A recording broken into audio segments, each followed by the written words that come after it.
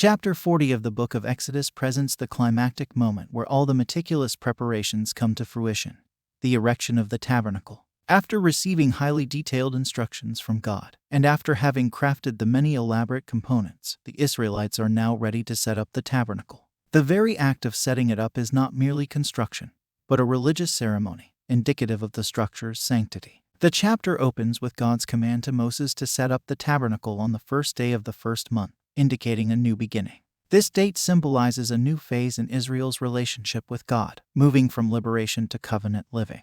Moses carefully follows God's instructions, placing each item, the ark, the table, the lampstand, the altar of incense, and the altar of burnt offering, in their respective positions, both inside the tent of meeting and in the courtyard. The ritual is complex, involving the anointing of the tabernacle and its contents with sacred oil, sanctifying them. Moses also dresses Aaron and his sons in their priestly garments and anoints them, setting them apart for their holy duties. Thus, every aspect of this newly erected edifice becomes imbued with sanctity. These acts reiterate the importance of following God's commands to the letter, emphasizing obedience as the bedrock of holiness. But the chapter does not end with the completion of the tabernacle. It concludes with the dramatic descent of the cloud over the tent of meeting. This is God Himself taking up residence among His people. The cloud is both a sign of God's protective presence and an indication of His will. When the cloud lifts, the people journey onward. When it descends, they encamp.